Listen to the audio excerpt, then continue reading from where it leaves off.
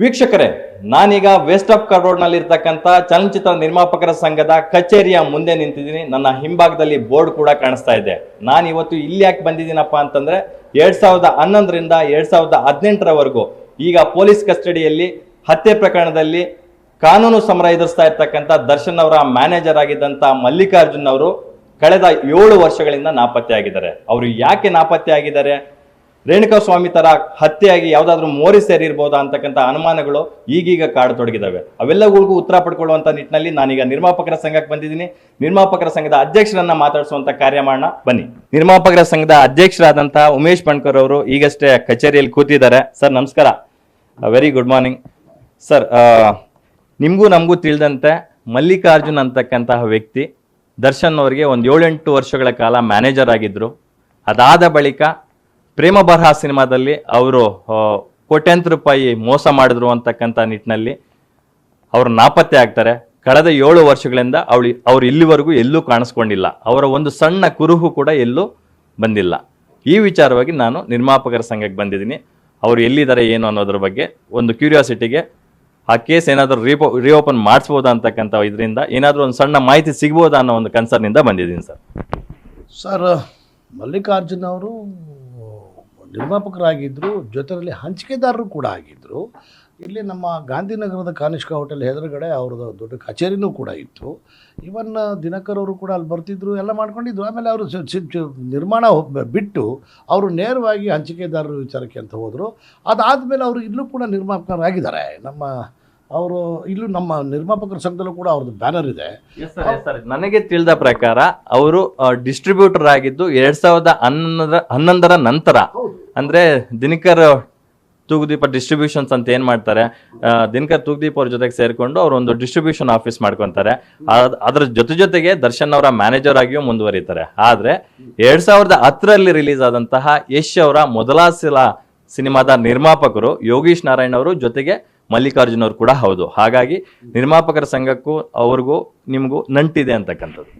ಇಲ್ಲ ಸರ್, ನಮ್ಮಲ್ಲಿ ಸಾವಿರಾರು ಜನ ಮೆಂಬರ್ಸ್ಗಳಿದ್ದಾರೆ. ಅದರಲ್ಲಿ ಅವರು ಯೋಗೀಶ್ ನಾರಾಯಣ್ ಮತ್ತು ಇವರು ಯಾರು ನಮ್ಮ ಮಲ್ಲಿಕಾರ್ಜುನ್ ಅವರು ಇಬ್ಬರು ಪಾರ್ಟ್ನರ್ಶಿಪ್ಪಲ್ಲಿ ಅವ್ರದ್ದು ಒಂದು ಬ್ಯಾನರು ಕೂಡ ನಮ್ಮಲ್ಲಿದೆ. ಆಮೇಲೆ ಅಪ್ಡೇಟ್ ಇದೆ. ಇವತ್ತುವರೆಗೂ ನಮ್ಮಲ್ಲಿ ಅದು ಇದಾಗಿಲ್ಲ, ಲ್ಯಾಪ್ಸ್ ಆಗಿಲ್ಲ. ಅವ್ರು ಅಪ್ಡೇಟ್ ಮಾಡಿಕೊಂಡೇ ಬರ್ತಾ ಇದ್ದಾರೆ, ಯಾರು ಯೋಗೀಶ್ ನಾರಾಯಣ್ ಅವರು ಮತ್ತು ಇವರು ಯಾರು ನಮ್ಮ ಮಲ್ಲಿಕಾರ್ಜುನ್ ಅವರು. ಸೊ ಹೀಗಾಗಿ ಅವರು ಇತ್ತೀಚಿನ ದಿನಗಳಲ್ಲಿ ಇಲ್ಲಿ ಯಾರ ಜೊತೆಲೂ ಒಡನಾಟ ಇಲ್ಲ. ಅದನ್ನು ಹೊರತುಪಡಿಸಿ ಇನ್ನು ಉಳಿದಾಗಿ ಅವರು ಫಿಸಿಕಲಿ ಇಲ್ಲಿ ಬಂದಿಲ್ಲ, ಗಾಂಧಿನಗರಕ್ಕೆ ಬಂದಿದ್ದಾರೆ ಅನ್ನೋ ನಮಗೆ ಗೊತ್ತಿಲ್ಲ.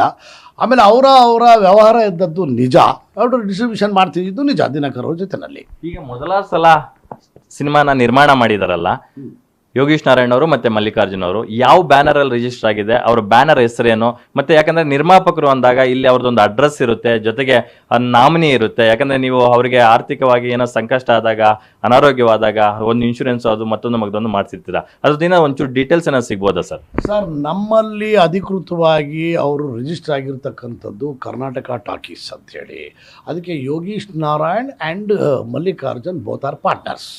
ಅದನ್ನು ಹೊರತುಪಡಿಸಿ ಇನ್ನು ಉಳಿದಾಗೆ ಅವರು ವಾಣಿಜ್ಯ ಮಂಡಳಿನಲ್ಲಿ ಮಾತೃ ಸಂಸ್ಥೆಯಲ್ಲಿ ಅವ್ರವ್ರದ್ದೇ ಆದಂಥ ಬ್ಯಾನರ್ಗಳನ್ನು ಅವರು ಓಪನ್ ಮಾಡಿಕೊಂಡಿರಬಹುದು.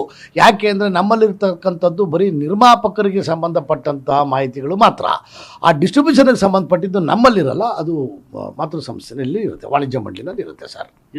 ನೀವು ನಿರ್ಮಾಪಕರ ಸಂಘದ ಅಧ್ಯಕ್ಷರಾಗಿ ಸುಮಾರು ಅವ್ರ ಕುಟುಂಬ ಅಂತೂ ಎಲ್ಲೂ ಪೊಲೀಸ್ ಕಂಪ್ಲೇಂಟ್ ಆಗಿ ಕೊಟ್ಟಿಲ್ಲ.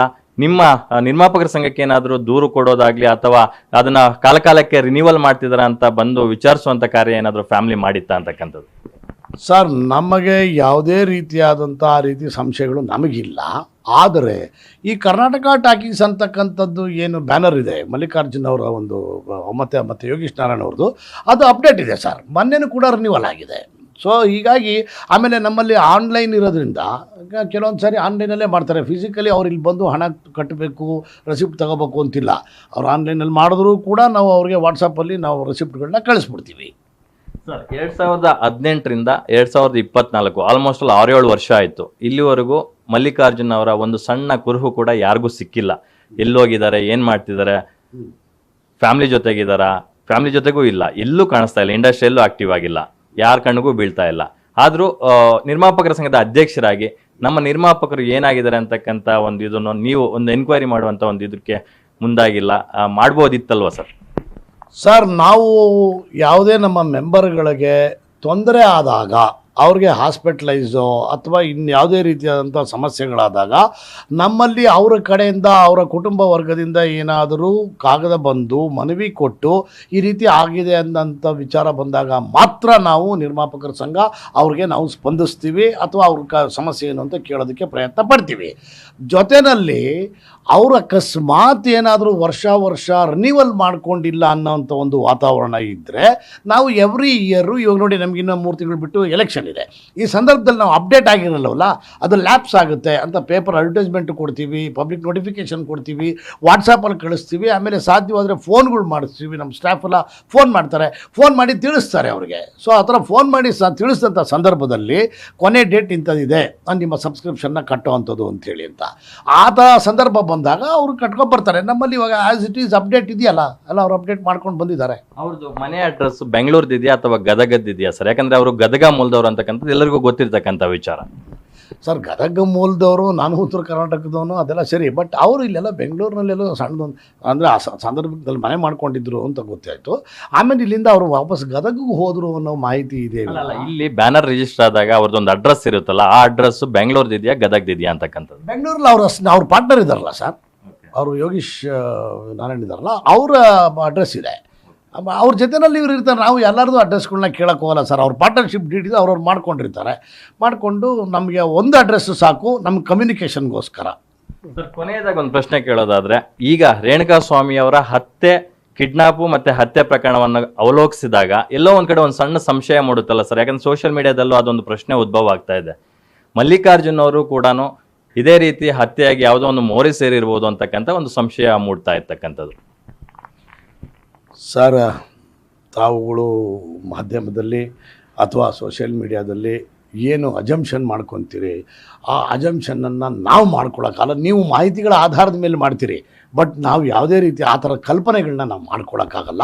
ನಮಗೇನಾನ ಅಕಸ್ಮಾತು 10 ವರ್ಷಗಳಿಂದ ಏನಾದರೂ 11ನೇ ಇಸ್ವಿಯಿಂದ ಅವರು ರಿನ್ಯೂವಲ್ ಮಾಡ್ಕೊಳ್ಳದೆ ಹೋಗಿದ್ದಿದ್ರೆ ಪ್ರಾಯಶಃ ನಮಗೂ ಕೂಡ ಅದೇ ಸಂಶಯ ಬರ್ತಿತ್ತು ಏನೋ ಗೊತ್ತಿಲ್ಲ. ಬಟ್ ಅವರು ರಿನ್ಯೂವಲ್ ಮಾಡ್ಕೊಂಡಿರೋದ್ರಿಂದ ನಮ್ಮಲ್ಲಿ ಆ ಥರದ ಸಂಶಯದ ಯಾವುದೇ ಕಾರಣಕ್ಕೂ ಉದ್ಭವ ಆಗಿಲ್ಲ ಸರ್. ಅಂದರೆ ಈಗ ನಮಗೆ ಯೋಗೀಶ್ ನಾರಾಯಣ್ ಅವರ ಮೂಲಕ ಮಲ್ಲಿಕಾರ್ಜುನ್ ಅವರ ಹೆಚ್ಚಿನ ಮಾಹಿತಿ ಸಿಗುತ್ತೆ ಅಂತಕ್ಕಂಥದ್ದು ನಮ್ಗೆ ಇಲ್ಲಿ ಸ್ಪಷ್ಟ ಆಗ್ತಾ ಇದೆ. ಸಿಗಬಹುದು, ಯಾಕಂದರೆ ಅವರು ಪಾಲುದಾರಿಕೆಯಲ್ಲಿ ಇದ್ದದ್ರಿಂದ ಎಲ್ಲಿದ್ದಾರೆ ಏನಾಗಿದೆ ಅದು ಅವರು ತಿಳಿಸ್ಬೋದು, ಅಥವಾ ಅವರು ಸ್ಪಷ್ಟವಾಗಿ ಪ್ರಾಯಶಃ ಅವ್ರ ಮೂಲಕನೇ ನಿಮಗೆ ಮಾಹಿತಿ ಸಿಗ್ಬೋದೇನೋ ಅಂತ ಅಂದ್ಕೊಂಡಿದ್ದೀನಿ sir. Thank you so much. Yes ವೀಕ್ಷಕರೇ, ನೋಡಿದ್ರಲ್ಲ, ಅಂದರೆ ಉಮೇಶ್ ಮಣ್ಕರ್ ಅವರು ಹೇಳ್ತಾ ಇರ್ತಕ್ಕಂಥದ್ದು ಇಷ್ಟೇ, ಕಾಲಕಾಲಕ್ಕೆ ಅವರ ಬ್ಯಾನರು ರಿನಿವಲ್ ಆಗ್ತಾ ಇದೆ. ಆದರೆ ಇಲ್ಲಿ ಮಲ್ಲಿಕಾರ್ಜುನ್ ಅವರು ಬಂದು ಆ ಬ್ಯಾನರ್ನ ರಿನಿವಲ್ ಮಾಡ್ತಾ ಇಲ್ಲ. ಅವರ ಪಾರ್ಟ್ನರ್ ಆಗಿರ್ತಕ್ಕಂಥ ಯೋಗೀಶ್ ನಾರಾಯಣ್ ಅವರು ಆ ಬ್ಯಾನರ್ನ ರಿನಿವಲ್ ಮಾಡ್ತಾ ಇದ್ದಾರೆ. ಅವ್ರಿಗೆ ಏನಾಗಿದೆ, ಎಲ್ಲೋಗಿದ್ದಾರೆ, ಏನು ಮಾಡ್ತಿದ್ದಾರೆ ಅನ್ನೋದ್ರ ಬಗ್ಗೆ ನಮಗೆ ಮಾಹಿತಿ ಇಲ್ಲ. ಆದರೆ ಅವ್ರು ಮಾಡಿರ್ತಕ್ಕಂಥದ್ದು ಒಂದೇ ಒಂದು ಸಿನಿಮಾ. ಆ ಸಿನಿಮಾ ಮೊದಲ ಸಲ ಯಶ್ ಅವ್ರದ್ದು, ಅದಾದ ಬಳಿಕ ಅವರು ಡಿಸ್ಟ್ರಿಬ್ಯೂಷನ್ ಕಡೆ ವಾಲಿದ್ರು ಅಂತಕ್ಕಂಥ ಮಾತನ್ನು ಹೇಳ್ತಾ ಇದ್ದಾರೆ. ಕ್ಯಾಮ್ರಾ ಪರ್ಸನ್ ಸಂದೇಶ್ ಜೊತೆ ಲಕ್ಷ್ಮೀನಾರಾಯಣ್, ಪವರ್ ಟಿವಿ, ಬೆಂಗಳೂರು.